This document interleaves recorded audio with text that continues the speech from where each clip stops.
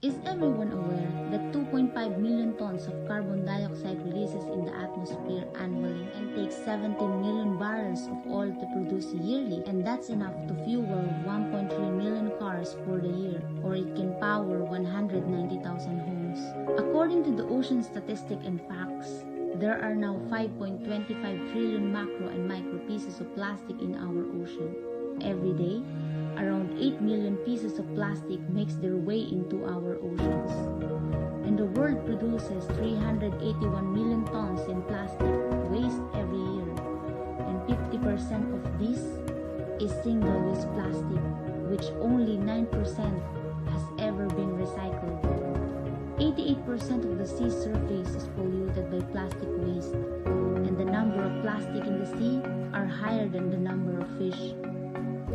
Vulnerable people, which their primary source of income is fishery, is the most affected because of the environmental impact. Tons of plastic are dumped illegally. Industries and other manufacturing plants are continuously emerging their production.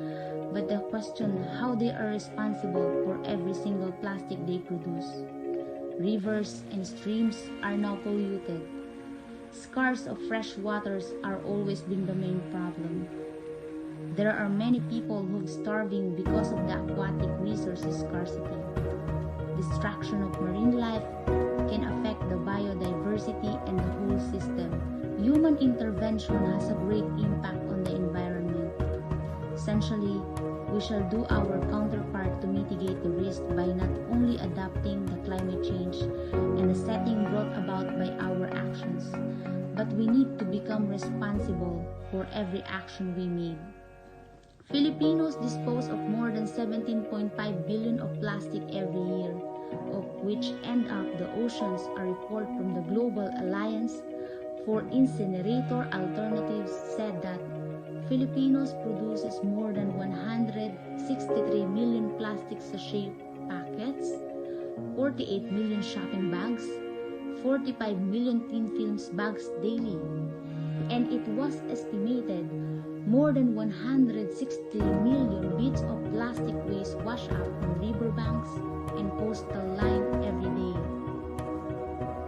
Sachet economies such as coffee, shampoo, condiments, and other single-use plastic packages are most consumable and prevalent, especially here in the Philippines, because it serves economical and affordable to our kababayan. Nowadays, most of us are always in a hurry, thus we want always an easy-to-cook product and easily to purchase, and which often see in the groceries and other sari-sari store here. And because of the COVID-19 pandemic, single-use plastic are very much valued and consumed, such as spoon and fork plastic, PET bottles and the like are recommended to use in every fast food chain, which they tend that it will help in the mitigation of the spreading virus. The PET Resin Association, a plastic industry group, recommends washing PET bottles after each use with soap and hot water and thoroughly drying them to get rid of the bacteria. They say consumers shouldn't reuse bottles if they have scratches inside, since bacteria can get stuck in there.